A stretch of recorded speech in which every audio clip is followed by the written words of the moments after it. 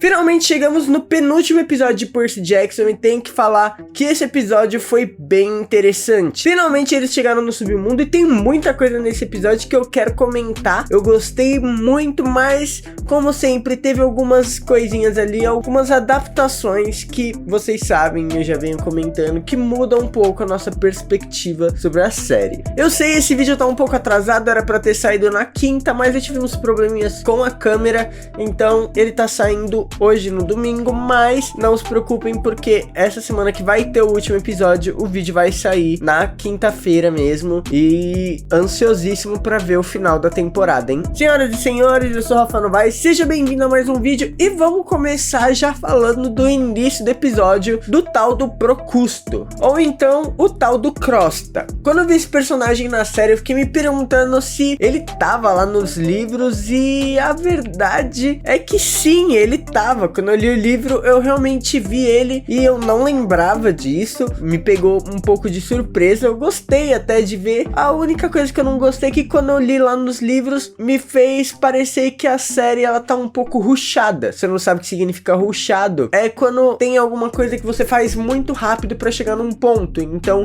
eu rushei a série de Percy Jackson. Eu assisti todos os episódios um atrás do outro pra poder chegar no último. Deu pra entender mais ou menos? É quando você faz uma coisa bem rápido assim pra você chegar em tal lugar. E é o que aconteceu aqui. O Titiric, eu acho que ele queria que fosse logo pro submundo, então ele só passou essas coisas rápido pra eles chegarem logo lá no submundo. E eu falo isso porque simplesmente lá nos livros o Grover e a Annabeth, eles primeiro caem na armadilha do Procrusto, aí o Percy precisa salvar eles, aí o Percy começa ali conversar com o Procrusto e acaba fazendo ele deitar na cama e aí ele é capturado. Ou seja, tem ali um desenvolvimento, um tempinho, mas aqui não, aqui o Percy já chegou falando, eu sei quem é você, essas camas são uma armadilha e é isso. Tipo, cara, é bem anticlimático. Esse é um dos problemas pra mim que a série tá tendo sempre. Eu falei isso no último episódio, vou deixar aqui em cima, mas basicamente o Percy ele tá entregando as coisas antes de acontecer e isso é extremamente anticlimático. No episódio passado o Grover falou, não, aqui no Cassino Lotus você come a flor e esquece das coisas. Tipo, o cara entregou o plot antes. Tudo bem que o plot não foi exatamente esse, mas ainda assim ele entregou as coisas antes da hora e isso é extremamente chato. Mas aí beleza, eles derrotam o Crosta e basicamente a entrada do submundo tá na loja dele, o que também é diferente lá nos livros, porque na loja dele eles acham um mapa pra encontrar o submundo, que fica no estúdio de gravação, se eu não me engano. Mas enfim, aí a gente volta pra um flashback do Percy que a gente viu no episódio passado e que eu estava certo. Eu disse lá na nossa review do último episódio que eu achava que aquele flashback que o Percy teve quando o Hermes encostou na mão dele era simplesmente ele lembrando de todas as escolas que ele foi rejeitado e todos os problemas que ele passou na infância e tudo mais, e é exatamente isso. Aqui nessa cena em específico é só ele e a Sally, eles estão conversando, a Sally tá tentando convencer ele a entrar nessa escola e ele tá sendo bem mal criado inclusive, mas esse flashback ele não se estende muito e aí a gente já tem eles entrando dentro do submundo. Uma coisa que eu esqueci de falar é que o ator que faz o Crosta, ele fez o Caronte lá no primeiro filme de Percy Jackson, o que é interessante porque eles trouxeram até um personagem, um ator do primeiro filme aqui pra série. Mas aí eu tenho que falar que vendo o submundo eu gostei bastante de lá, eu acho que gostei mais do que os livros, achei muito legal, muito bonito,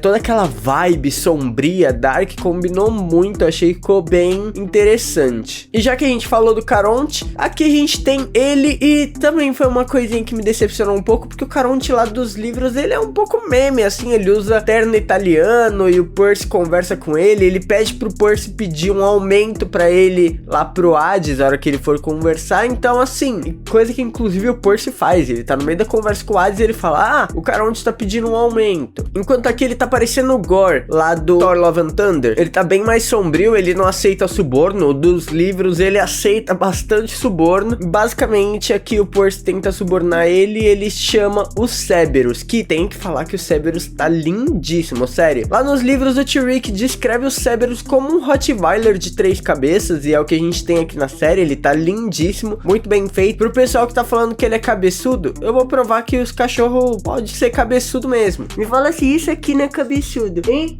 Mas vocês viram que eu tenho a prova de que o cachorro pode ser cabeçudo e não tem problema nenhum. Achei o Cerberus muito lindo, de verdade, eu achei que o efeito CGI dele ficou espetacular. E aí no meio dessa sequência a gente tem simplesmente outro flashback, que aí sim é a Sally conversando com o diretor, e que a gente tem algo da Sally bem importante, que mostra como ela a vida inteira luta pra dar uma vida ótima pro Percy, sabendo que ele é um semideus, sabendo de todos os problemas, ela tenta fazer ao máximo por ele, ela tenta ali negociar com o diretor rejeita o Percy na escola nova, porque o Percy viu um Pegasus no telhado. Mano, se as crianças fossem rejeitadas por cada coisa que elas falam, ninguém estudava mais, porque é sinistro. Eu, quando era criança, no meio da aula, inventava cada aventura na minha cabeça, desenhava cada coisa no meu caderno que, mano, eu teria sido expulso logo, velho. E aí aqui a gente vê o quão o Percy é importante pra Sally, o quão ela se sacrifica pelo Percy. É uma coisa que eu vou falar mais pra frente nesse episódio, mas ela tinha opções ali de levar o Percy pro acampamento meio sangue, mas ela continua lutando pra que ele tenha sempre o melhor. O que é esse melhor? Fica aqui no vídeo que eu vou explicar mais pra frente. E aí a gente tem aqui a resolução do nosso problema lá do vídeo passado, na análise passada, em que eles deram 4 pérolas, e aí a gente ficou pensando, mano, mas espera aí, sempre foi 3 pérolas, pra que eles deram 4? E acho que os próprios produtores se arrependeram disso, porque eles pegaram e simplesmente fizeram o Grover perder uma pérola ali quando ele é capturado pelos Cerberus, e eles resolveram o problema. Falaram, ó, tinha 4, vocês perderam 1, agora tem 3. E aí que me faz pensar, mano, qual que é a necessidade de colocar 4 pérolas no começo e depois só 3? Tipo, se eles já iam tirar uma pérola mesmo, fazer alguém perder, por quê? Dava 3 logo e aí, enfim, usava essas 3, como foi usado nesse episódio, né? E aí eles seguem lá até chegarem no campo de Asphodelos, algo que eu acho muito legal. A representação aqui, ela é bem diferente lá do livro. Lá no livro, basicamente, é todo mundo meio zumbi, falando nada com nada, andando de um lado pro outro. É um grande campo de futebol, assim, gigantesco, com a grama preta, e o pessoal só fica lá vagando, sem rumo, sem direção, falando coisa com coisa. E aí aqui no campo de Asphodelos a gente tem algumas pessoas meio que enraizadas no chão, que eles até chegam a falar que são pessoas que possuem muito arrependimentos na sua vida, e aí elas não conseguem prosseguir na sua pós-vida, né? Não conseguem ali se desvencilhar dos seus arrependimentos do passado para continuar ali no seu pós-vida. E aí é por isso que você vai dar um like nesse vídeo e se inscrever no canal, para que você não fique preso no seu pós-vida, para você não se arrepender de não ter dado like aqui nesse vídeo. Você vai dar agora, pode dar aí, tá tudo bem. Eu tenho certeza que você não vai se arrepender, porque você precisa prosseguir no seu pós-vida, né? Ninguém merece ficar enraizado num campo daquele só porque não deu like no vídeo. Mas aí algo que me irritou dessa cena é exatamente o fato da Annabeth ter ficado presa. Por quê? Lá nos livros a Annabeth não fica presa nem nada assim, ela vai com o Percy, ela conhece o Hades também, ela fica com o Percy Grover até o final, ali onde eles precisam voltar. E aqui não, aqui ela acabou sendo presa, teve que usar a pérola, e o que me irrita não é nem isso poderia ter acontecido, mas é porque eles dão ali um ganchinho de um negócio e não exploram. Eles podem acabar explorando mais pra frente? Podem. E isso vai ser bem legal, na verdade. Mas eu tô com medo deles deixarem essa ponta solta aqui sem explorar. Porque, por exemplo, eles passam ali, a Annabeth fica presa, eles falam, ah, é porque você tem algum arrependimento. E aí eles não exploram, sabe? Eles não seguem, não falam qual que é o arrependimento dela, por que ela tá presa ali. Eu acho que é por causa da história dela, por ela ter abandonado seu pai, ter fugido de casa, né? Ou alguma coisa relacionada ao Luke, a Talia. Se você não sabe do que eu tô falando, eu fiz um vídeo só contando da história da Annabeth, então clica lá, assiste, que esse vídeo tá muito legal. Inclusive, acho que foi um dos vídeos mais legais que eu gravei aqui, contando da história dela. E aí, simplesmente me irrita o fato dela ter que usar a pérola e ir embora, porque eles só falaram, ah, ela tem algum arrependimento, mas não sabemos. Tchau, Annabeth. Mas deixando isso de lado, teve uma cena que eu adorei, que pra mim é uma cena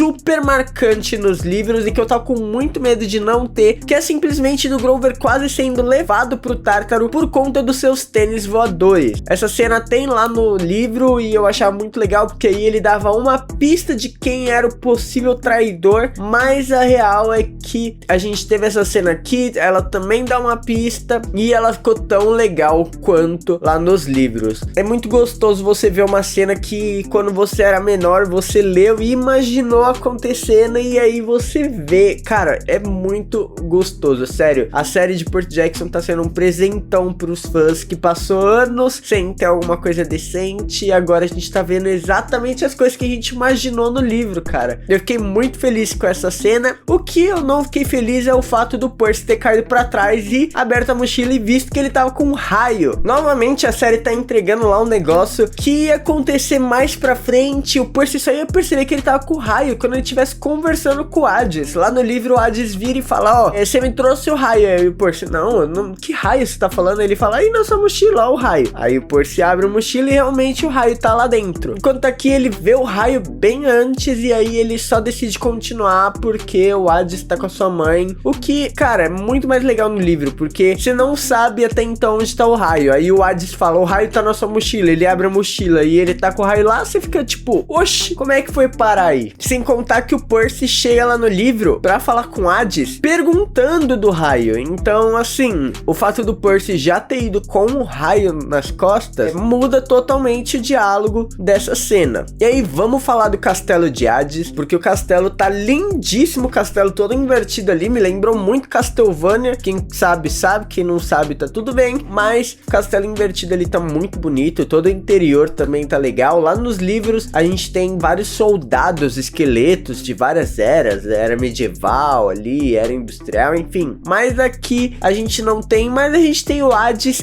que, cara, ele rouba o brilho desse episódio. Sério, personagem muito legal, ótima escolha. Eu, sinceramente, sou filho de Poseidon, como vocês sabem, mas eu adoro Hades, sério. Acho o deus mais injustiçado do panteão grego. Por ele governar submundo, todo mundo associa ele ao Satanás na religião cristã, mas a real é que o Hades, ele é uma pessoa boa, tudo, ele só governa o submundo pra manter as coisas ali em ordem, mas ele, inclusive, é o pai mais presente, é o que trata melhor os seus filhos lá no livro. O Nico tem uma cama, um quarto próprio lá, ele mima seus filhos assim, com o que ele consegue, ele dá simplesmente controle total dos mortos, seus servos, tudo lá pro Nico. O Nico pode fazer o que ele quiser. O Hades, ele acaba sendo o pai mais presente e mais legal de todo o panteão dos deuses gregos, o que mostra que o cara tem uma índole boa e ele é bem legal. Inclusive o diálogo ali dele com o Percy também, cara, a série fez direitinho. Lá no livro, quando ele aparece, o Hades traz mais esse ar de vilão. Depois, conforme você vai lendo, você vai vendo que não é bem isso que o Hades é, sim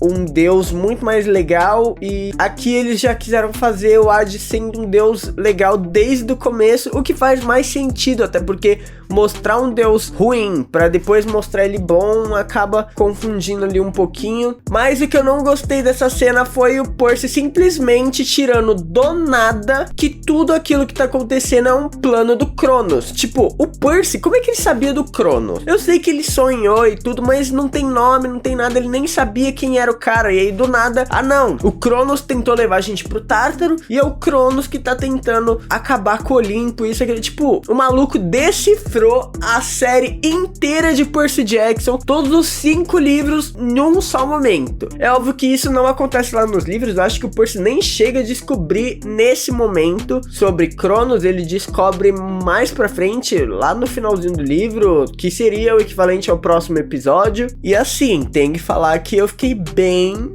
insatisfeito com esse momento, mas o Percy, ele resolve ali usar a pérola, né, pra voltar pro mundo superior, pra sair lá do submundo, pra poder recuperar o elmo do Hades, porque ele já entendeu ali que, pô, foi o Ares que me deu essa mochila e o raio tava na mochila. Isso significa que na real o Ares deve estar com o elmo do Hades. E o Percy, recuperando o elmo de Hades, ele recupera sua mãe, que foi salva pelo Hades, uma outra prova que ele também é um cara legal, e ele pode finalmente terminar essa aventura. Mas quando ele usa a pérola, a gente vai para um flashback onde Poseidon aparece para conversar com a Sally, e aí vem o que eu falei. A Sally, ela tem a opção de mandar o Percy pro acampamento meio sangue, mas ela não quer. Primeiro porque a Sally se sacrifica, faz um monte de coisa pelo filho, ela ficou junto com o Gabe cheiroso por anos, aguentando o cara, sendo um escroto com ela, maltratando ela, simplesmente porque ele mascarava o cheiro do Percy pros monstros. Então ela teve que fazer esse sacrifício pelo bem do seu filho. Ela também não quer mandar ele pro acampamento meio sangue, porque ela quer que ele vivencie a sua vida mortal antes que ele descubra a sua vida de semideus, o que ela acha que dá pra ele mais experiência, deixa ele mais inteligente, deixa ele mais preparado, e também porque ele teria que se afastar dela e ela não quer ficar longe do filho porque ela ama ele demais. O Poseidon chega pra conversar com ela e aí ele concorda que ela deveria deixar ele numa escola mesmo, vivendo a sua vida normal, até ele não ter mais jeito e ele ter que ir pro acampamento meio sangue. O fato do Poseidon aparecer também prova que ele sempre esteve presente na vida do Percy, mas que ele nunca pôde diretamente conversar com o filho, ter um momento ali com o filho. E aí a gente encerra o episódio com basicamente o que a gente achou que ia acontecer. Toda vez quando acaba o episódio, depois dos créditos, a gente tem